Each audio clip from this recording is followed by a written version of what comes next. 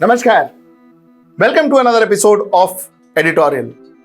Today, our Prime Minister Narendra Modi and his government completes 9 years in our Parliament House as the Government of India. Let us talk about what were his achievements in these 9 years and what were his failures. Let's get right into the show. Now, our Prime Minister has completed 9 years in office. Let's discuss what were his achievements and what were things he couldn't achieve. And let's start with what his achievements were. I consider the single biggest achievement that Narendra Modi could do for India is he became a very popular Prime Minister. I repeat, he became a very popular leader, popular Prime Minister globally. His image globally is fabulous. He has converted a politician's image into a celebrity's image. Currently, he enjoys a celebrity's image across the globe. And this is fact. This is fact. Earlier on, even it took me time to understand it, but talking to people all over the world, talking to some businessmen all over the world, talking to some former colleagues who are all over the world, I have concluded the fact, at least I have convinced myself and I have concluded in my mind that Narendra Modi has created a fabulous image for himself. In the process of creating a fabulous image for himself, he has also catapulted India's awareness. I will not say image, but awareness. So everybody knows that Narendra Modi is the Prime Minister of India. So therefore, India comes there. So India's image, but the name has been, there is a huge amount of awareness about India. That's the first and the major achievement. But wow, what a way he has created this image. Fabulously created. That's the biggest achievement to my mind. The second thing he achieved, he really made the rupee powerful. He really made the rupee powerful. Today, so far 18 countries have opened special Vostro rupee accounts, SVRA, to settle trade in INR, in Indian rupees. These countries are Malaysia, Mauritius, Myanmar, United Kingdom, Russia, New Zealand, Sri Lanka, Oman, Seychelles, Singapore, Tanzania, Uganda, Botswana, Fiji, Germany, Guyana, Israel, and Kenya. Fantastic. Fantastic. Yeah, this is a real achievement. This is fabulous achievement.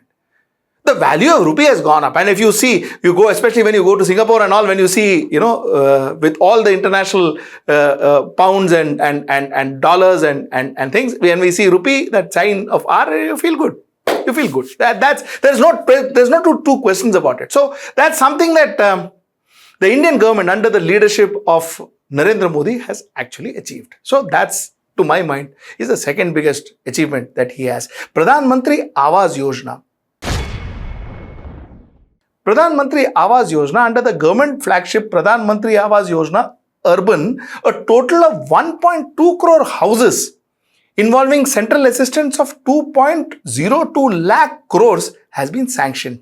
As on March 13, 2023, central assistance of rupees 1.42 lakh crore has been released for construction of sanctioned houses, and of which 72.56 lakhs were either completed or delivered. The program has been extended till December 31st, 2024. This is what the government has informed the Lok Sabha. So this is from the government statement is fabulous. Houses for the poor. You see, Narendra Modi has a very unique way of touching people where it really benefits them. House is the most important thing for a family, isn't it? The most important thing for a family. So, Awas Yojana and the way he executed it was fabulous.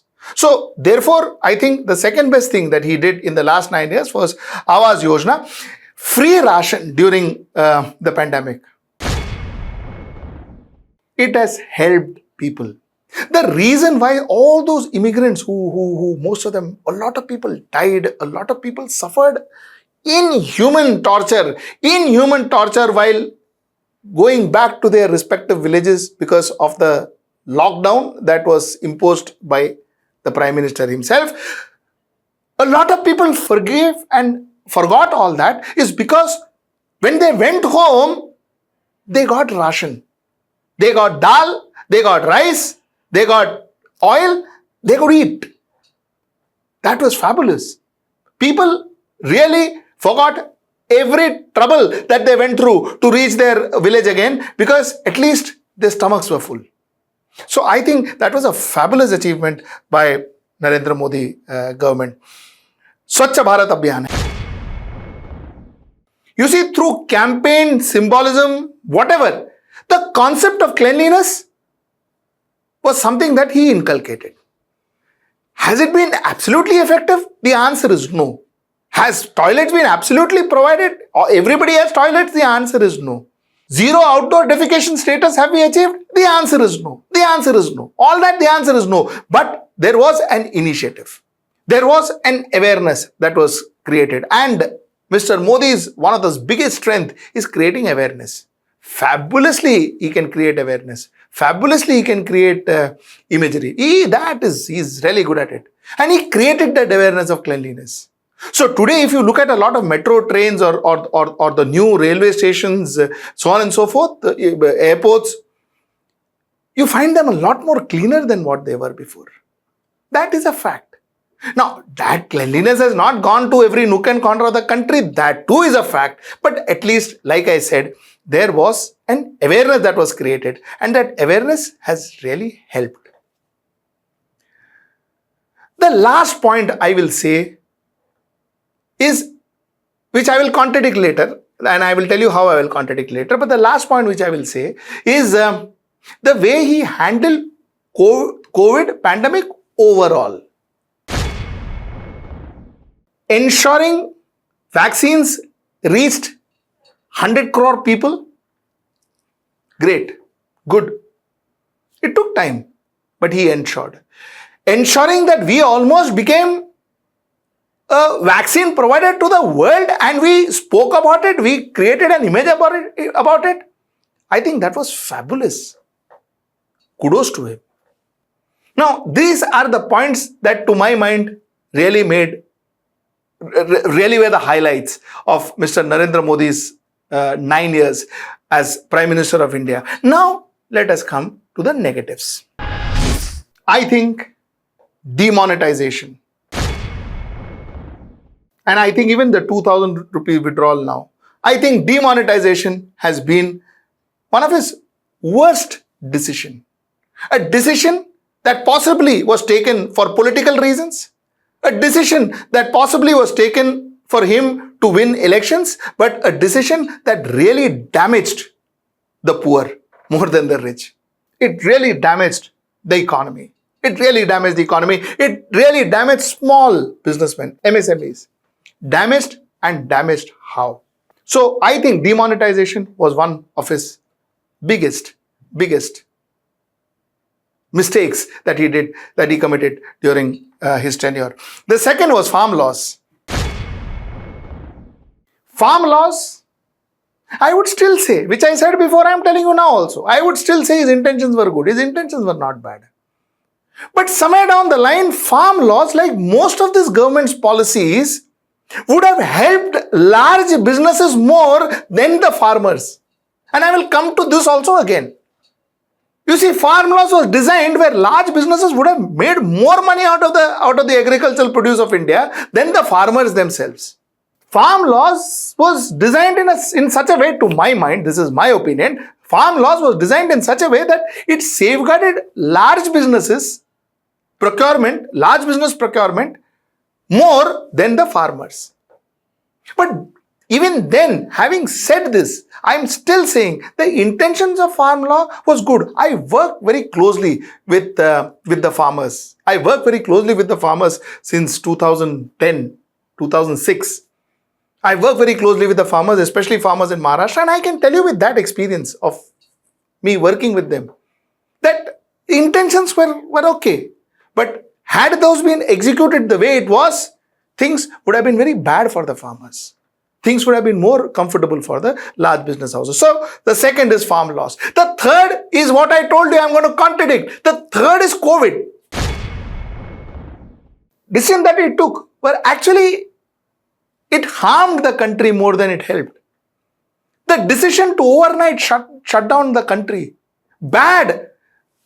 Migrant workers died because of that. Huge chaos.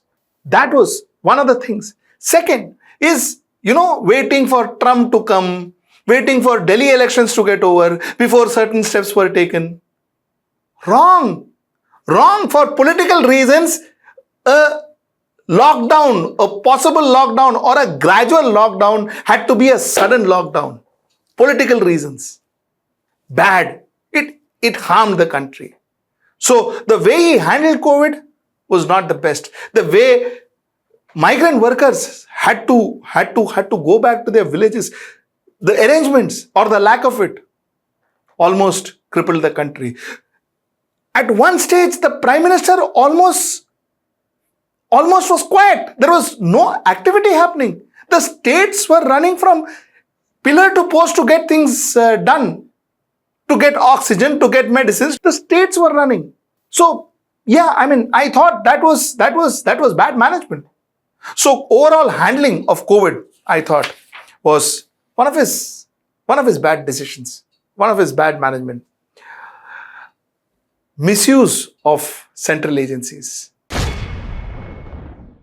Misuse of central agencies. I don't want to say more about it.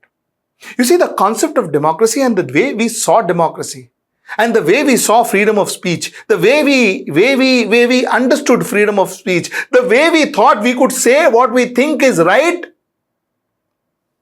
all that was lost. The way elections were fought, the way governments were made, changed. Because somewhere down the line, everywhere, there were central agencies. And so blatantly, without any fear, any fear of ramifications or breaching protocols or breaching law, nothing. It was absolutely brutally used for the benefit, for political benefits. So I think the highlight of his 9 years tenure as a commentator, as a political commentator, for me, one of the worst thing that happened during his tenure was this misuse of central agencies. And that India is going to suffer this for a long, long time. Even with him around, if even some other government comes, other prime minister comes. Now, I don't think this is going to change. This is going to be a culture in India. And that's the worst thing that I think happened during his tenure. Of course, unemployment.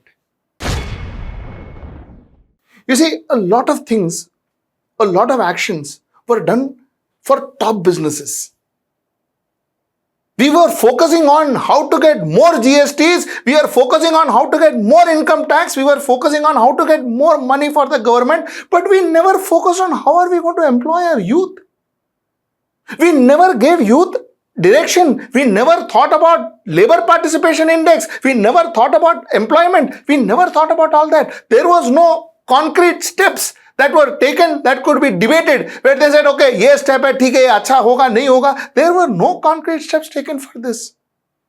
There were steps taken for taxes. There were steps taken for GST. But nobody took steps to get employment for our youth. Those were not promoted. I still feel MSMEs were not promoted. MSMEs were not promoted. We spoke about Make in India and Do in India and Skill India and all of that, but nothing happened.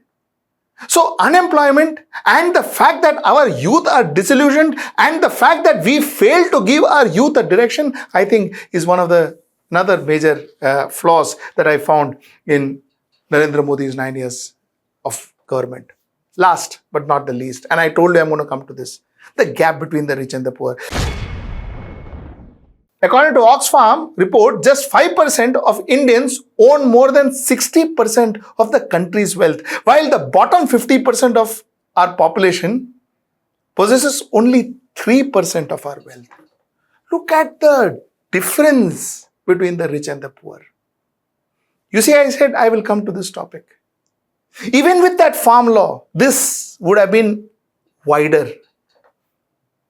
A lot of our policies were made for the rich. A lot of our policies favored the rich. A lot of our policies protected the rich, gave them opportunity to become richer, which is not bad. Wealth creators are good.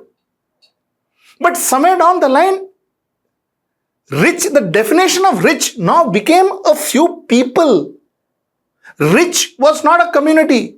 Few people. Everything, few people. It was as if the nation was protecting few people.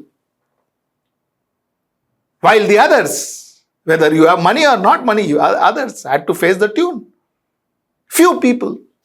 So the point that I'm trying to make is this gap, this divide, extended, and a prime minister who came to India, spoke to people as a common man's prime minister, a prime minister who once upon a time, not now, when he was the chief minister of Gujarat, used to be professing simple living, simple thinking. He used to wear very simple attire. He says, I have just 2 kurtas and etc., one box and all that, etc. Those days, Gujarat days.